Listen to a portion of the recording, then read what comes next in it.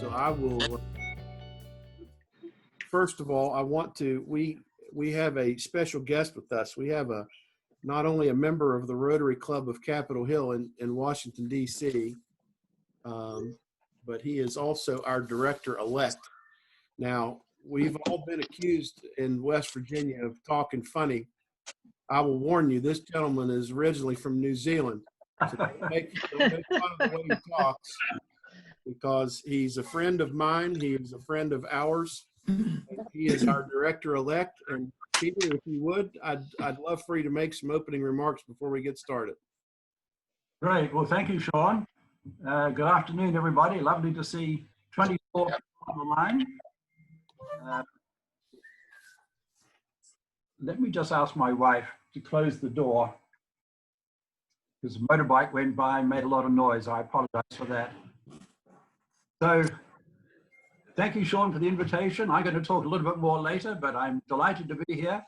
I hope you understand my funny accent and make it as comprehensible as possible, but it is what it is. So thank you, and you, Sean. Fantastic. Thank you, sir. Yeah, we will be hearing from Peter in a more substantive fashion here shortly. But in the meantime, let me just get some preliminary things out of the way. You know, today is the day our governor, in his infinite wisdom, is starting to reopen the world for business, and that may cause more of us to be unable to participate in calls during this time of day. So between now and our next call in roughly 2 weeks, I plan to send out a new poll to everyone to see how this time frame may or may not continue to work for everyone, or the majority. One size fits most. If you've got any input in that, you want to send me a message. Yeah, we'd love to keep this. No, I'd love to change it. Let me know, please, because I want to try to accommodate as many people as possible with the timing of these calls. As I said, they are being recorded. I think I have finally learned the minimal amount necessary of Google Drive on how to make at least the audio versions of our calls available to everyone, so that for those that can't make it are welcome to go in there and try to absorb some of the content in that fashion. It's a little less interactive, obviously, but at least it would provide the folks that are unable to participate at this time with a little bit of the nuts and bolts on so many of these very important discussions that we're having. If you've got a question and you find yourself muted, or you don't want to ask it or interrupt, feel free to, use the chat window and ask the question, and I'll make sure to steer it in the right direction best I am able.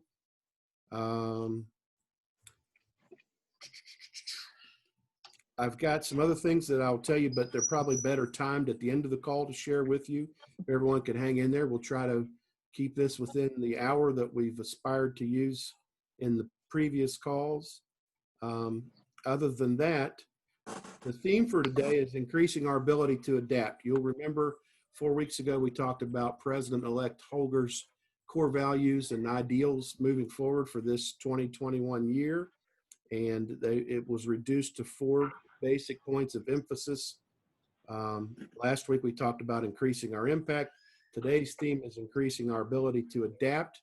And there's probably no topic hotter right now that needs adapted other than the flexibility of membership and club meeting. I don't want to call that just membership, because that's not all that it's about. And Becky will make that perfectly clear, hopefully.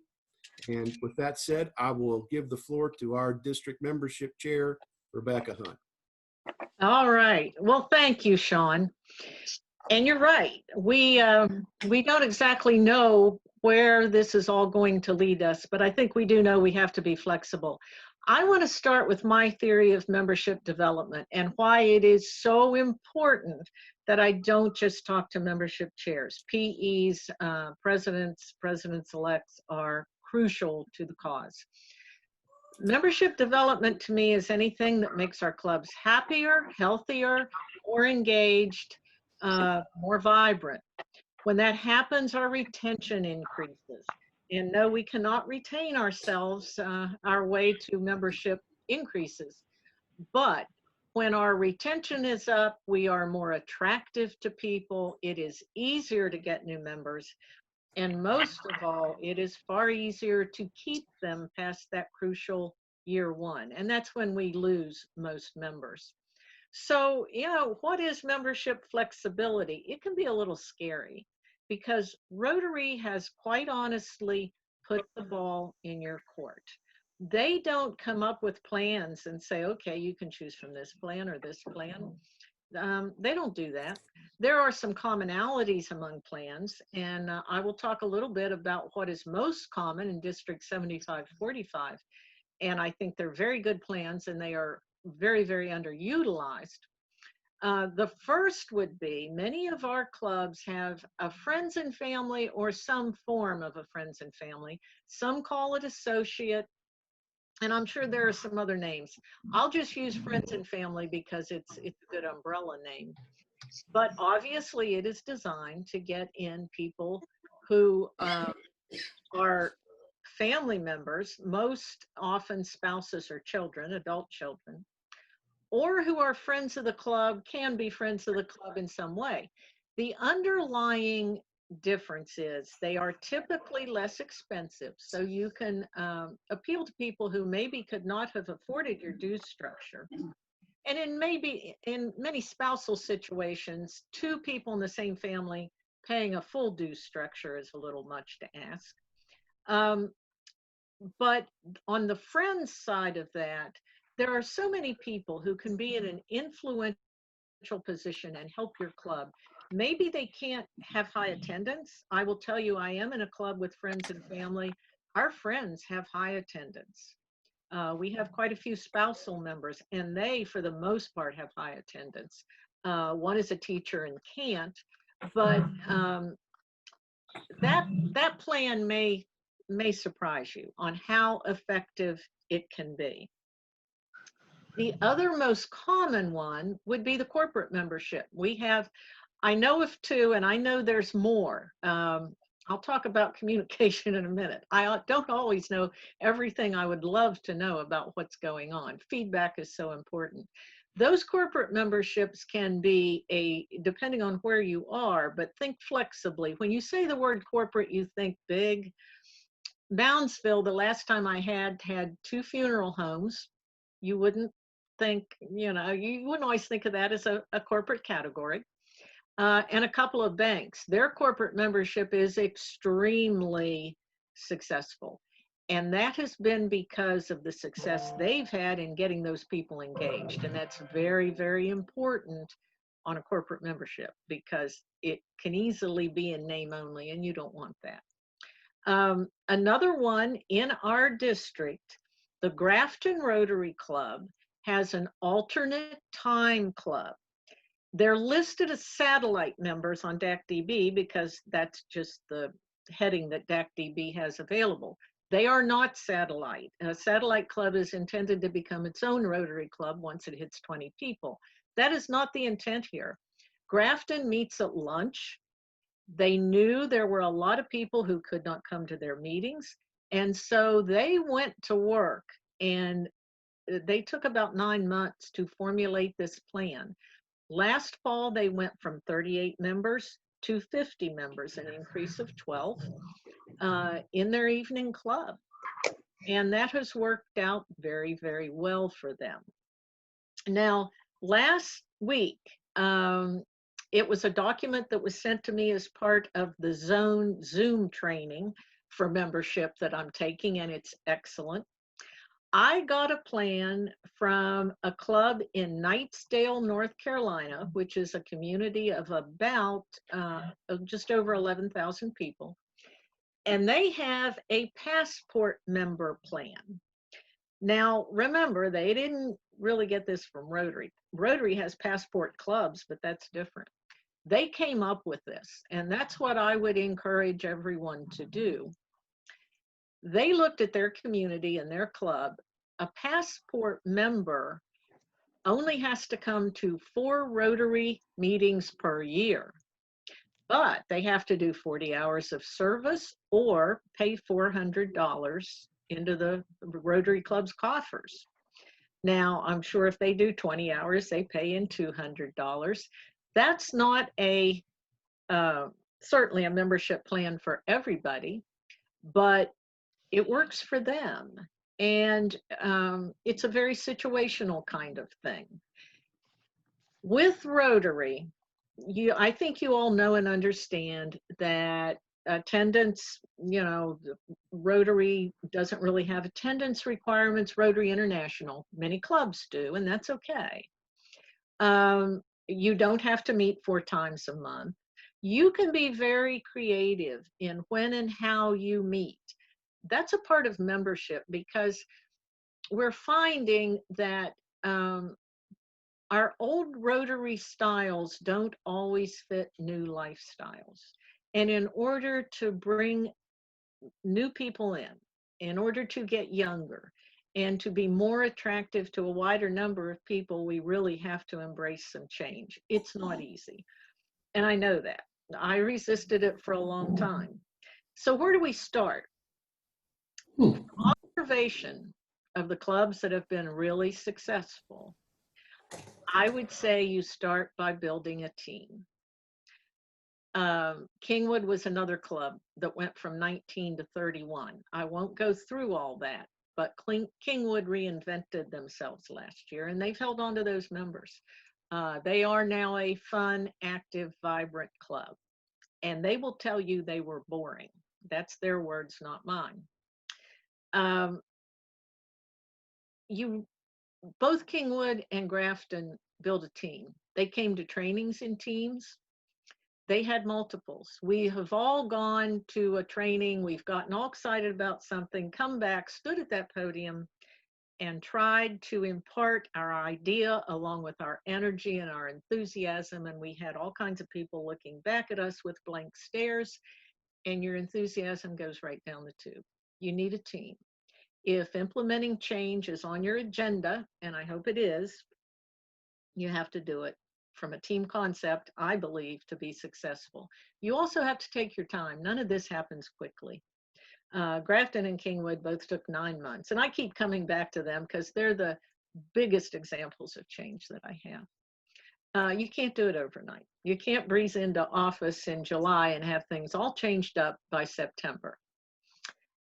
You have to do a lot of analyzing and planning and figuring out what's right for you. And you have to talk to people. And most importantly, and I have been on this bandwagon for a while, I want you to talk to me. I want any president, any membership chair to be very comfortable picking up the phone and calling me. You can email me. We'll get a lot more done in a phone call.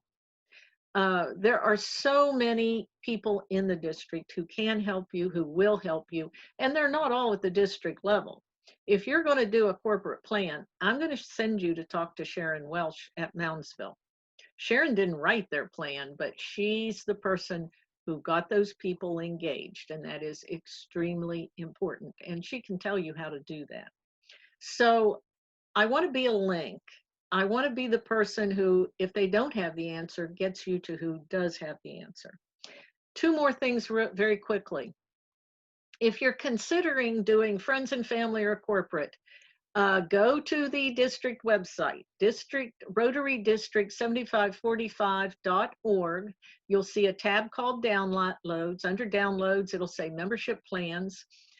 Click on that. You're going to see all kinds of plans. You'll see Grafton's Alternate Time Club, as well as their bylaws and their rules for it. You will see, I think, 4 friends and family. You will see Moundsville's corporate plan. Those are places to start. Always remember that you have the leeway and the ability to write your own plan to fit your club and to fit your community. We have, we have really big clubs in bigger metro areas. We have tiny clubs in rural areas. It just is not one size fits all. The other thing I am going to ask is that you participate in something that we are going to do this coming year. In February, I did an experimental meeting that included regions 1 and 2, which is the Northern Panhandle and then coming down the river there. So it was Brook, Weirton Heights, Wheeling, Moundsville, New Martinsville. We got those 6 clubs together through the AGs on a Saturday morning. And it was not a presentation and it was not a training. It was a chance for everybody to talk to everybody else, to talk about their issues, their successes, what was happening. To many of those clubs talked about things they could do together. The next Monday, that was Saturday, on that Monday, I got excellent feedback. That was one of the best sessions I've ever done. And my job in that session was to listen. I think the AGs will find it very beneficial, but most of all, the clubs are going to find it beneficial.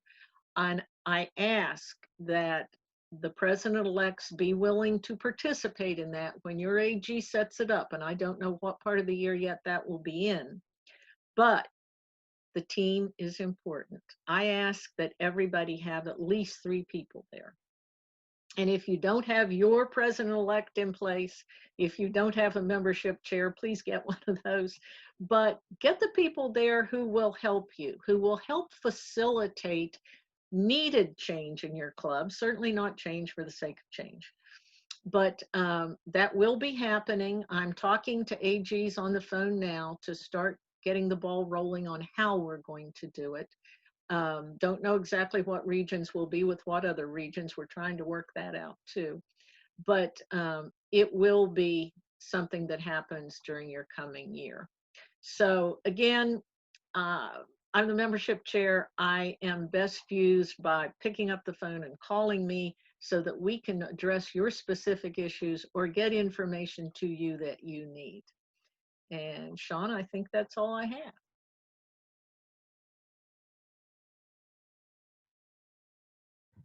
Thank you very much. Becky, does anybody have any questions for her? Lee Roberts had asked a question to everybody, and I was in the middle of typing back a response. Does the district itself have an address? And Lee and everyone else, the answer is no, only because the leadership changes every year. And sometimes those who have certain roles change as well. Not everybody has got a multi-year term. There's a provision for this district to have at some point an executive secretary, if that's the route that we all decide that we want to take. In the meantime, you can always reach out, starting with the governor or the governor-elect in my case. And I have just responded to your question with that information there in the chat box. The other thing that I will tell you, and it's something that Becky had mentioned just now, is that there is a leadership team and everyone on there has a role, and everyone there can either answer your question or direct you to the person that can. If you look in the materials that were provided to you in anticipation of this series of calls, on pages 2 and 3 is a listing of the entire leadership team with their phone number and email address as well. You're welcome to reach out to whomever you think your question fits within their purview using that list. And if you're not sure, you're welcome to start with me and we'll filter it through until we do find the right person. The other thing about those materials I wanted to share with you before we move on is that on pages 58 and several after that, and especially 62 and several of that, are those different club types, meeting types, membership types, strategic plans in order to increase the membership, such as in Grafton and Moundsville and Kingwood that Becky referred to. So if you want to see more about that, I would encourage you to go to those pages and look and see exactly if that answers your question. And again, if not, reach out to one of us and we'd be glad to help you with it. Anybody else have any other questions with regard to Becky's topic? Because we're going to elaborate upon. Yes. If I might, what's going to be the district's impetus for Rotary clubs? Well, you asked that question on the right day, Herb. Becky is also planning to serve as our inaugural Rotary district chair. And it's not a committee of one. It's already a committee of 6.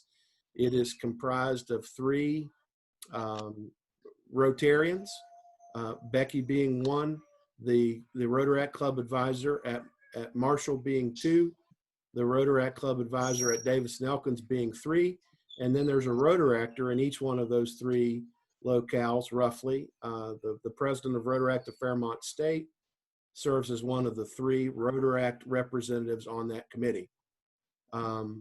They are also moving forward in conjunction with Rick Falunas and his efforts with regard to Rotary alumni.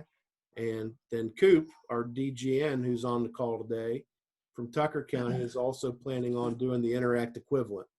So I don't know if that, Herb, that answers your question as far as the. Well, I know that Rotaract has taken a higher road when it comes to their clubs and inside of the communities. They've eliminated the age limit of 30, so that goes up, and I'm just wondering how that's going to filter into our communities that have Rotary clubs as we go along. That's a great way to get young people involved at a lesser amount of money in Rotary. Sean, Yes. I hate to interrupt, but boy, you know how it is when somebody has ideas. I would love for you to be on my committee, and I will tell you why. My goal is to get more community Rotaracts. We have one that just started in Morgantown, and you're right, these can be wonderful ways to graduate people into Rotary. Much easier than coming out of a college club. It's just a big hurdle there.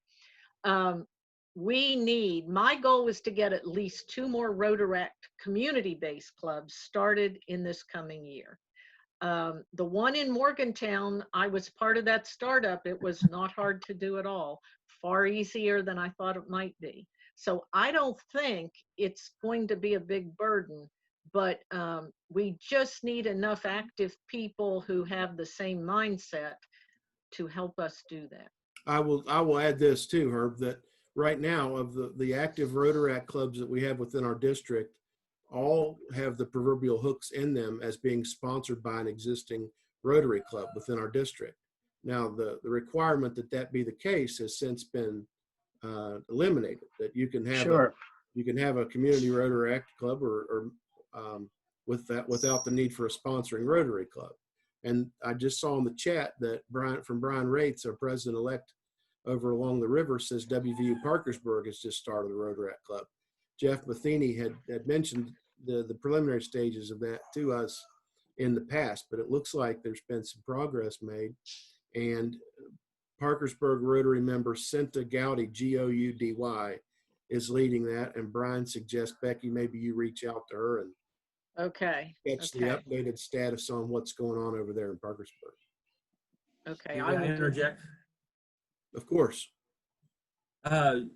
Rebecca, since I've become a member of Rotary in 2005, I've been trying my best to get a Rotary club at West Virginia State University. In fact, the president was even on in our club, and it never really amounted to anything, but I would like to get one started. I really would. If we could just come up with something, or I've talked to everybody. I've talked to the president there, the new one, and the one before him. I've talked to their hierarchy, wherever, their deans or whatever, and got nowhere. And I lost why I can't do it. The Morgantown clubs, 3 of us had tried to do it at WVU. We finally gave up because it appeared that Rotary's requirements and WVU's requirements were not meshing very well. We finally gave up on it and did the community. What kind of requirements? What were the conflicting requirements? I don't know. I was never the one totally involved in that, but I think it came down to some financial things and how money was dealt with, as I understand it. Okay. It just, the clubs kept backing off, and I was never like front and center, so I don't have the real details. But we finally gave up, and I'm really glad we did. I just love the community concept. I could add, Becky, I could add something to that, Lee, and after we share this part, we need to move back towards our agenda if we can, if everybody is Sure. okay with that. But to answer your question, there was a contingency that the Rotaract budget at WVU would have to be run through the student organization commission or committee. And the folks that were wanting to be in the Rotaract Club didn't feel that it would be necessary for them to be sponsored by a Rotary Club, but the money they would receive have to be funneled through the university, and every expense be approved by this student-run committee that oversees all the student organizations.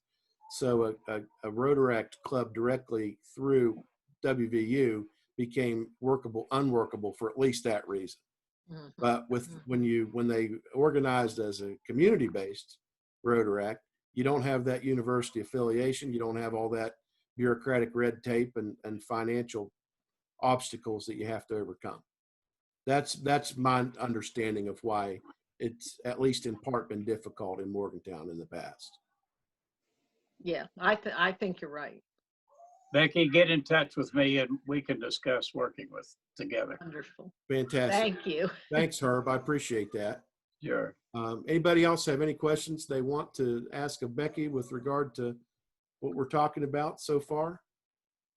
Well, with that said, let's broaden our perspective on some of these topics. I would be glad if our director-elect, Peter Kyle, if he's still there, would be willing to share his guidance and wisdom with us, if possible. Well, thanks, Sean. Yes, I'm still here, and I have to say I've enjoyed the discussion. Rebecca, you are a star. You have a very nice way of presenting a lot of useful information, very articulate. I was impressed to hear about Friends of Rotary, and I'm particularly impressed to hear the discussion about Rotaract. As you all have commented, Rotaract is not just the future of Rotary, it's the present of Rotary. As Sean may know, twice a week, the current directors, David Stovall, Stephanie Urchik, and myself, are having Zoom calls with the entire leadership of Zones 33 and 34, which extends from Erie, Pennsylvania in the north, all the way down through central Pennsylvania, the Pittsburgh area, down the southeastern coast of the United States, the whole of the Caribbean, and 3 countries in South America.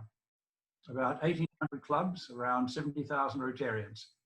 And typically we get about 150 on the call each Monday at noon and each Friday at 7:30 in the morning. And today and last Friday, the topic of the presentation was Rotaract, why now? And it was delivered by Alexandria Ritchie, who is a Rotarian and a Rotaractor based in Richmond. She's in the healthcare industry, but she seems to be almost full-time on Rotaract.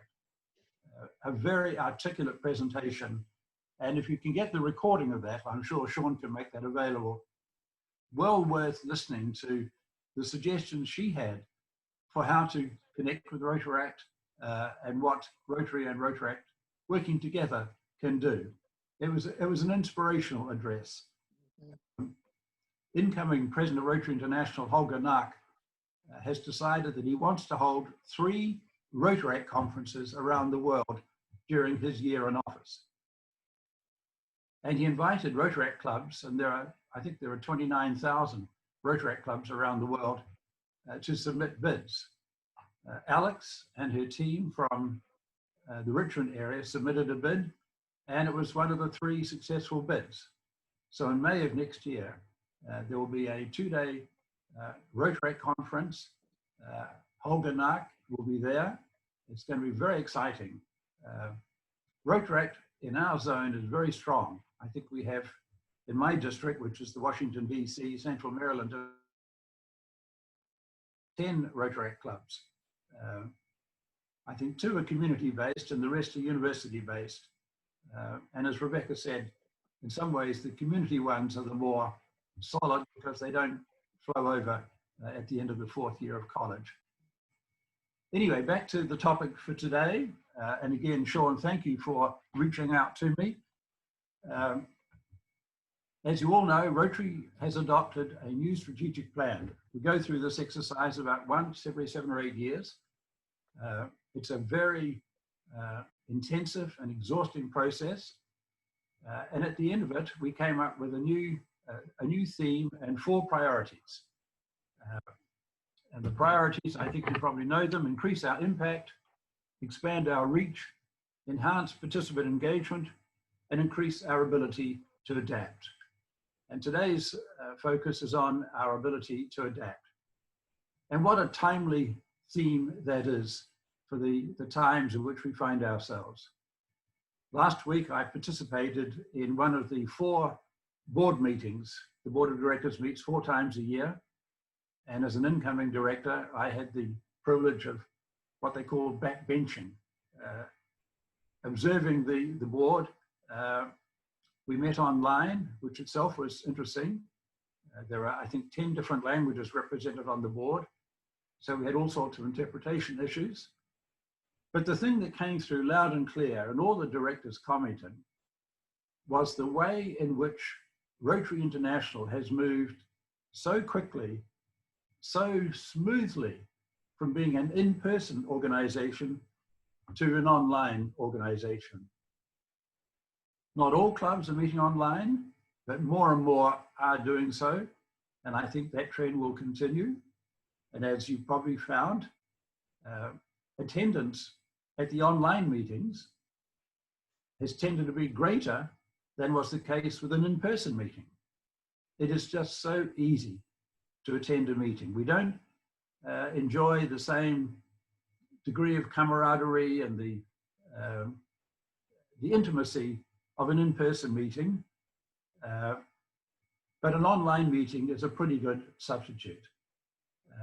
And particularly for someone like myself, as an incoming director, one of my responsibilities is to visit all 31 districts in the 2 zones. And as I said, that extends from Pennsylvania in the north all the way down through the south. So it's a physically challenging thing for any director to do. But now, with technology, I can attend all 31 districts in a week. Theoretically, I could meet all 70,000 Rotarians in a very short space of time, something that I could never have imagined 2 months ago. So we have had almost forced upon us, apart from the tragedy, and the tragedy is just unbelievable. When I see the numbers every day, it's awful. But leaving that aside, the silver lining is that we've been given an opportunity to adapt that none of us could ever have imagined. And we are adapting very, very quickly, very smoothly. This process actually started several years ago when the Council on Legislation relaxed the membership requirements. Remember that Rotary is a bottom-up organization. The clubs are the key. They are sovereign. The Rotary International Board cannot impose projects on clubs. It can do all sorts of things to make sure the organization is viable and moving in the right direction. But it's the clubs that decide what their humanitarian objectives will be, what their projects will be, and how they will adjust to the new environment. So it's very much up to clubs now to decide where they want to meet, when they want to meet, how often. There's enormous flexibility within the guidelines.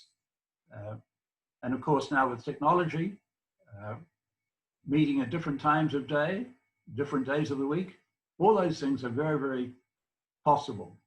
And the technology has opened up amazing opportunities. Clubs are inducting new members. They're having auctions online.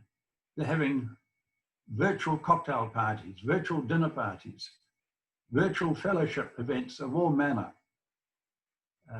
They're doing projects online. Whereas in the past, a club that might want to do a global grant, let's say with a club in Africa, has found it quite difficult at times to find a club in Africa or Asia. Now, with the benefit of technology, not only can clubs in this part of the world link up with clubs in other parts of the world, but all the members of the club can get together. We can see the members of the club in Uganda or Malaysia or Thailand or wherever. And that gives an opportunity which we could never have imagined. I'm receiving invitations to talk to clubs all over the world. I talked to a club in Norway last week. I've got a conversation coming up with a club in Beirut in Lebanon, which I visited last year. So all of a sudden, we are being able to use the technology to adapt how we interact with each other, how we do our projects, how we raise money. Clubs are raising money online. The creativity, the innovation around the Rotary world is just phenomenal. And that's where engaging with Rotaract is particularly beneficial, because the Rotaractors are much more computer savvy, certainly than I am, and I suspect that many of you are. For them, media, IT, it's second nature. And they're doing things that, to me, were just unbelievable. In my own district, a few weeks ago, a small group got together and developed a program whereby any person in Maryland who was able to access a pharmacy or a grocery because of age or ill health could call a particular number, and that would be automatically routed to a Rotarian who lived nearby. And that Rotarian would then call the original caller, take the instructions, find out what was required, would then complete the order, deliver the goods, all in a matter of days. And this program, which was really quite elaborate, was put together, as I say, by a small group of Rotarians in less than 9 days. I am good at many things, but I am not good in technology. And I don't understand how this can be done, but I am in awe of what they did. And we're seeing those sorts of initiatives. Last Saturday, we had a worldwide telethon all around the Rotary world. We had a 1-hour telethon to raise money for the COVID-19 pandemic. It aired at 10 o'clock in the US, I think 4 o'clock in Europe, and 10 o'clock in Asia. And it was put together by some senior Rotarians here in the US. And it was just a phenomenal show that anywhere in the world, any Rotarian could dial in and donate money and get to meet people who are doing amazing things to alleviate the suffering of the COVID-19 pandemic. So we are adapting in many, many ways, and I think that will continue. There's been some talk about coming back to the old normal. Frankly, I don't think we will ever come back to the old normal. There'll be a new normal. What form that will take, no one can predict. What we can say is that the new norm will be, in your case, what you decide it to be. How you decide for your clubs to meet, what projects they embark upon, that's your prerogative. One of the things I've noticed in the last 7 or 8 years, more or less since John Hugo became the chief executive of Rotary International, the changes at Evanston have been phenomenal. The quality of the training materials, the range of seminars, the Rotary Learning Center, the Rotary Brand Center, Rotary Central, you name it. There are so many initiatives in the Rotary world that we can all take advantage of. And these are all part of the ways in which Rotary is seeking to adapt, to bring its membership and its objectives into line with current trends. I'm excited about the direction in which Rotary is going. In addition to the technology changes, over the last couple of years, Rotary has talking about ways to change its governance structure. And over the next couple of years, these discussions will continue, and there will be some proposals, I think, at the next Council on Legislation in 2022 to make some significant changes in the governance of Rotary, the way directors are appointed. Directors will probably serve for 3 years instead of 2 years. There'll be changes in the role of the district governor. There'll be changes in many areas, all designed to create a structure which is in tune with the times in which we face. So I think it's exciting. I'm encouraged by what I've seen. I'm encouraged by the feedback that I'm personally getting from the calls we make and the visits we're making online. Mark Maloney's theme for this year, Rotary Connects the World. What a prescient theme that was. And Holger's theme for next year, Rotary Opens Opportunities. And you can see the 3 doors behind in the backdrop to Sean's big image on the screen. There we are. What a great theme. I was talking with the district a few days ago, and they've adapted the theme from Rotary Opens Opportunities to Opportunities Open Rotary. And I thought that was quite clever. So, Sean, I've talked for quite a long time. I'm not sure that I've added a great deal of inspiration, but I'm happy to stop now, and I'm happy to answer any questions if there's time. Again, I congratulate you for this initiative. I'm delighted to see 32 people on the call on a Monday afternoon, and I wish each of you every success in your coming year ahead. So, Sean, back to you. Thank you, sir. Anybody have any questions for Peter? Then if not, if you think of any later, feel free to send those to me. I'll make sure that I forward those on to him, and hopefully he'll provide us with a stunning answer. Peter, you and I have gotten to know each other here recently, like you have pointed out, in ways that we would not have ordinarily gotten to do that. And the many folks on this call, you may never have gotten a chance to meet. And we are glad that of the 31 districts, that 7545 is one of the ones early on that you have now, with our pleasure, gotten a chance to visit. And I thank you for taking the time out of what I know is your busy schedule right now and sharing the information with us that you've delivered. I truly appreciate it. Thanks very much, Sean. Might be my pleasure. Absolutely. If nobody has any questions for Peter, we are going to have the luxury of he being our director starting July 1st for 2 years, and we are truly blessed to have him with us. You know, I'll go beyond that and say that zones 33 and 34 have been very blessed with some very good directors. The current ones right now, the ones that are going to shift as they're staggered again next year, with Stephanie staying on for her second year while Peter begins his first.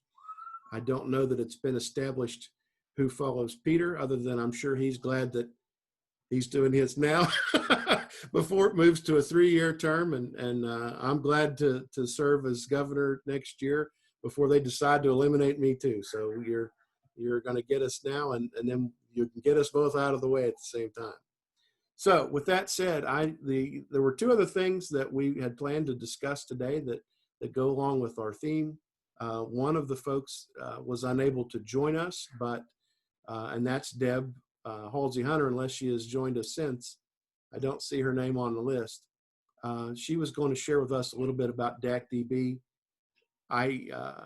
That's probably a topic that's better shared in response to any questions that are generated. So if you have any of those, I'll be sure that we get her back into the agenda with the remaining calls that we have.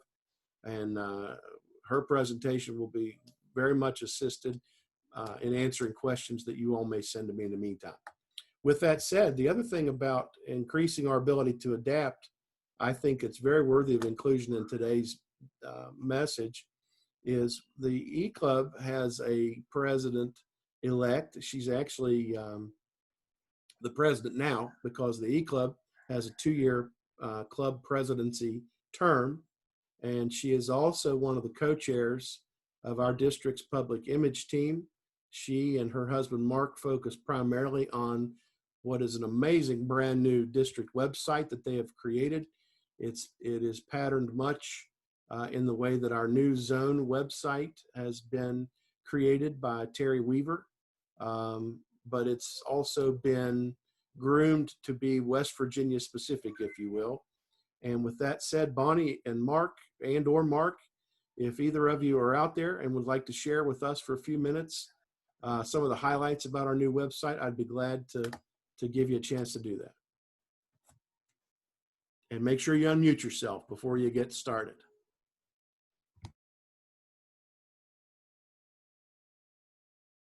Discombobulated. Okay. Thank you, Sean. Can you hear me now? Yes, ma'am. Okay. Ah. Okay, here we In go. fact, I can hear all kinds of stuff going on. Okay. All right. I would like to start. Pardon? Is this the Scroll correct? down to get to your. Okay, I'm not very good at this, especially with all that going on. Help me out here, Mark. As you can see, Mark is actually the webmaster. I pretty much handle the content of the website. But Sean, I'm going to send this to you so that you can pass it on with your recording. Basically, this will open up links to the various areas of our media, whether it be Facebook, Twitter, and also the website. All right, this is Rotary District 7545.org. And as you can see, it has a very simple menu, but each area of the menu, here I can take it now.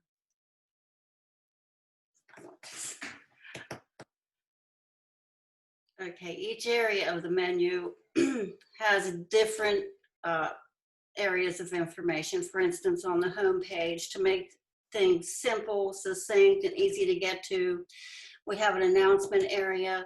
Notate that our district grants for round 1, the final report is due on May 31. Okay, and we have resources and helpful links. Now the resources direct to, I don't understand why you're laughing at me. Husband and wife should never do this together. Can you see the actual website? Yes, we can see your screen share, Bonnie. Okay, thank you. Thank you. We have links into DACDB, My Rotary, RI, RLI, etc. Now, as we go through, we also have an interactive map which connects to each region within our district, and through these regions also connects to each of our clubs. And each club has a page where if they want to send us information, we can put on any information that that club would want on here. Also, too, we list the assistant governors. I can't see your hand. I know. It lists the assistant governors and also links to them. All right. And for instance, we can go to Cheat Lake here. And usually the listings connect to their meeting places and also their Facebook pages. Okay. Okay, about our district, we have the district overview. If you're interested in finding the leadership team, that's where you would find it under about our district. Information about our governors, our past governors, etc. Membership, we have an area here that lists all the clubs by alphabetical order and also where they meet and connects to their Facebook pages. And we decided on Facebook because a lot of clubs do not have websites.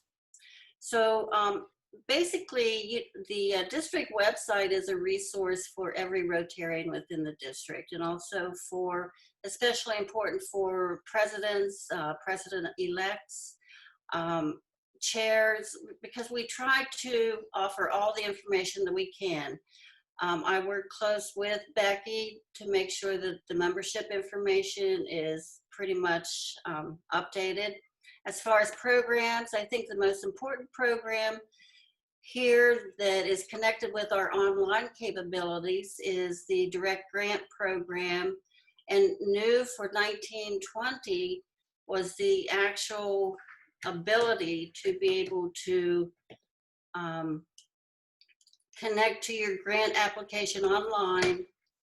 That'd be an online form that went directly to the grants chair. If it's signed online.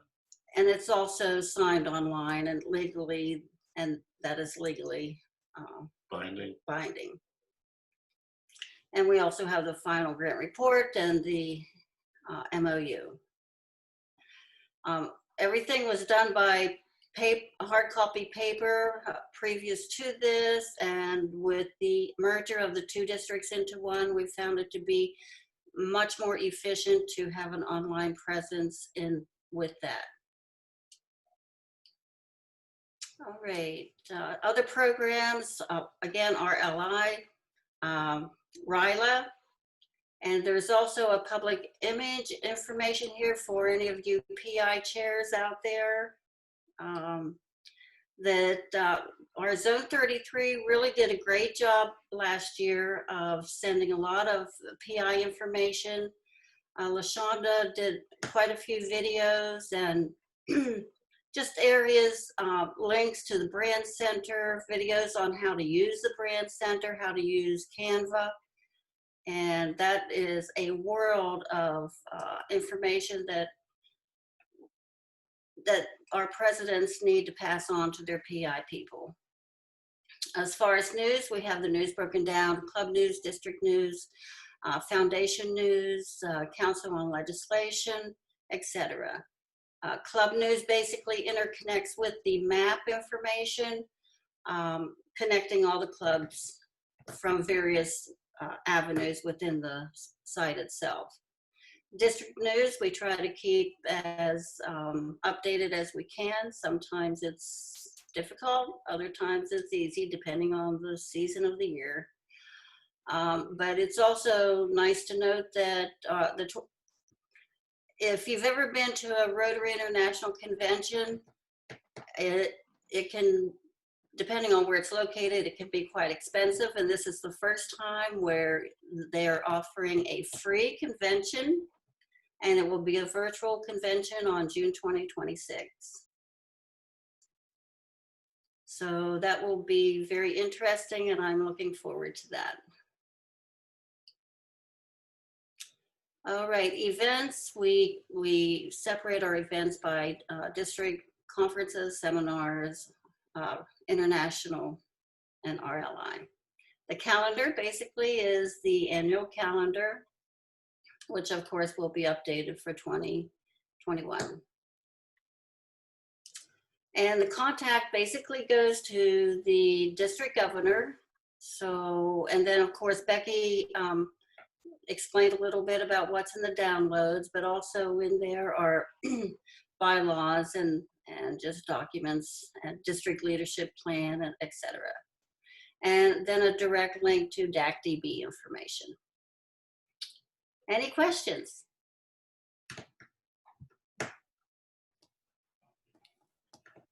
Bonnie, Mark, I have had the pleasure of working with both of you very closely, both before, during, and after the creation of this website.